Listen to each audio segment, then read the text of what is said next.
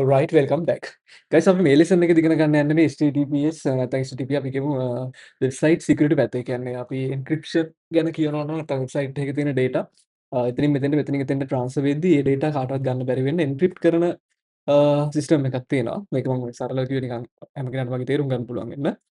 මෙන්න මේ සිස්ටම් එක තමයි HTTPS කියලා කියන්නේ එන්ක්‍රිප්ෂන් මෙතඩ් එක. හරිද? එතකොට අපි වෙබ්සයිට් එකක් පබ්ලිෂ් කරද්දී අනිවාර්යෙන්ම ඉස්සර මේක ලොකු කේස් එකක් වුණේ නැහැ. හැබැයි දැන් අනිවාර්යෙන්ම HTTPS නැත්නම් SSL සර්ටිෆිකේට් එකක් අපේ වෙබ්සයිට් එකට අනිවාර්යෙන්ම ඇඩ් කරන්න ඕනේ. එතකොට මේ SSL සර්ටිෆිකේට් එක අනිවාර්යෙන්ම cPanel නම් ගොඩක් වෙලා Let's Encrypt එකෙන් දෙනවා නැත්නම් hosting වගේ Namecheap වගේ යූස් කරන ඒගොල්ලන්ගේ built in ඒවාත් තියෙනවා.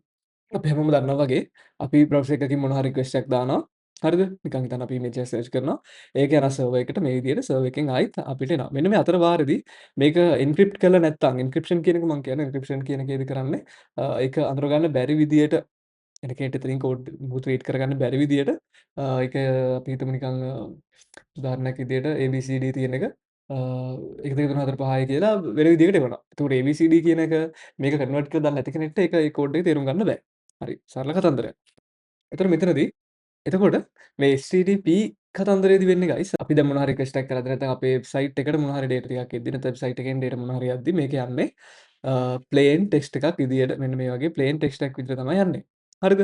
එතකොට මේ යන අතර වාරෙදී දැන් අපි කලින් කතා කරා වගේ මෙන්න මේ යන අතර වාරෙදී මෙන්න මේ ගේට් එකේදී කාට හරි මේක ඇක්සස් කරන්න පුළුවන් නම් එයාට මොකද්ද මේක හරහා ගියපු එක කියන එක දැනගන්න පුළුවන්. උදාහරණයක් විදිහට අපේ කාඩ් නම්බර්ස් කියන්නකෝ අපේ වෙබ්සයිට් එකට HTTPS නැති වෙබ්සයිට් එකකට පේමන්ට් එකක් කරනවා. හරිද? e-commerce payment එකක් කරනවා. එතකොට ඒ සර්වර් එකේ එහෙම යන අතරේ කාට හරි පුළුවන් වුණා නම් ඒක අල්ලගන්න එතනදී එයාට ලස්සනට අපි මොනවද එන්ටර් කරපු ඩීටේල්ස් කියන එක බලා ගන්න පුළුවන්. හැබැයි HTTPS නම් තිබ්බේ SSL සර්ටිෆිකේට් එක දාලා තිබ්බනම් ඒ ඉෂුව එකක් නැහැ. ඒක අඳුරගන්න බැරි වෙනවා. හරිද? ඒක තමයි මෙතන කතන්දරේ කියන්නේ. දැන් හිතන්න ක්‍රෙඩිට් කාඩ් එකක් තියෙනවා. මෙන්න මේක තමයි නම්බර එක. SSL එකේදී වෙන්නේ මේක එන්ක්‍රිප්ට් කරනවා මෙන්න මේ වගේ නිකන් හිතන්න කාටවත් අඳුරගන්න බැරි විදියට. හරිද?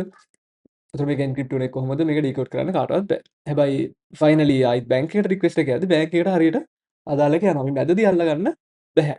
ඊළඟ කාරණා. එතකොට මේකෙදි මම මේක ගැන ලොකුවට කතා කරන්න යන්නේ නැහැ. මේකෙන් අපිට කරන්න ලොකු දෙයක් නැති නිසා දැනගෙන ඉන්න මෙන්න මේක තමයි මෙතෙන්දි වෙන්නේ සහ මෙන්න මේ not secure කියන icon එක not secure කියලා වැටෙන්නේ ඔය HTTPS ඇඩ් කරලා නැත්නම් සයිට් එකට.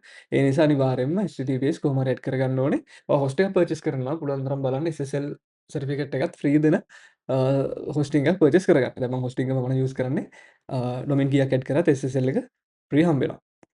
ඊළඟ කාරණේ තමයි රෑන්කින්ග්ස් වලට SSL එක තියෙන එක මාරම වැදගත්. මම කලින් මෙන්ෂන් කරා වගේම එතකොට ඔය සයිට් එකේ HTTPS නැත්නම් ඒකට ස්විච් වෙන විදියත් හරිම ලේසි. ඔය සර්ටිෆිකේට් එකක් ගන්න මම මේ මෙතඩ් එක මම කියලා තියෙන්නේ බේසික් මෙතඩ් එක. ඒ කියන්නේ කිසිම අර මම කියන්නේ ගොඩේ මෙතඩ් එක. හරිද අපි පියවරෙන් පියවර යන එක මේවා දැන් අදාළ නැහැ. ඔයා දැන් WordPress එක යූස් කරන්නේ මේ මොන හරි හොස්ටිං එකක් නේ යූස් කරන්නේ හොස්ටිං එකෙන්ම SSL එක දාලා දෙනවා. එහෙම නැත්නම් ඔයාලට කොහෙන් හරි සර්වර් එකකින් සර්ටිෆිකේට් එක අරගෙන ඉන්ස්ටෝල් කරගන්නත් පුළුවන් මැනුවලි. හරිද? එහෙම නැත්නම් WordPress වල ප්ලගින්ස් තියෙනවා. ප්ලගින් දාගෙන හරියට ඉස්සර සර්ටිෆිකේට් එක ඩවුන්ලෝඩ් කරලා ඉන්ස්ටෝල් කරගත්තා නම් ඒත් හරියි. ඒතර මේ මහ ලොකු දේවල් නෙවෙයි. මේවා එක්ස්ප්ලেইন කරන්න දෙයක්වත් නැහැ ඇත්තටම. මොන හරි මේකක් තිබ්බොත් මම මේක කරගන්න හැටි පොඩි වීඩියෝ එකක් මේකට එම්බඩ් කරන්නම්. ඊළඟ කාරණේ තමයි දැන් හිතන්න ඔයාලට වෙබ්සයිට් එකේ හොස්ටිං එකෙන් දෙන්නේ නැත්නම් SSL එක ඔයාලට ඊසි පුළුවන් Cloudflare වගේ CDN එකක් යූස් කරලා ඔයාගේ සයිට් එක Cloudflare එකට ඇඩ් කරලා Cloudflare එක හරහා ඔයාගේ සයිට් එකට SSL එක ගන්න පුළුවන් ඊසි. හරි? ඒ නිසා ඒක ලොකු ඉෂුව එකක් නෑ.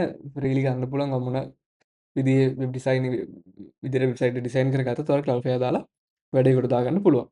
දැන් Cloudflare ඇඩ් කරන හැටි සයිට් එකේ සෙටප් කරගන්න හැටි වෙනම වීඩියෝ එකක් ඉන්ක්ලූඩ් කරලා තියන්නම් මේකට. හරි ඔය ටික තමයි කතන්දරේ. දැනගන්න ඕන දේවල් ටික තමයි HTTPS අනිවාර්යයෙන්ම තියෙන්න ඕනේ. ඔය බලන්න ඩිවයිස් 3-4කින් ගිහලා බලන්න හැම එකටම එක විදිහට ලෝඩ් වෙනවද කියලා බ්‍රේක් වෙන්නේ නැද්ද කියලා සර්විස් හරියට. ඒක බලන්න ඊට පස්සේ ඔයා අනිවාර්යෙන් පේමන්ට්ස් මොන හරි සයිට් එක ඇතුලේ කරනවා නම් මස්ට් එකක්ම තමයි තියෙන්න ඕනේ.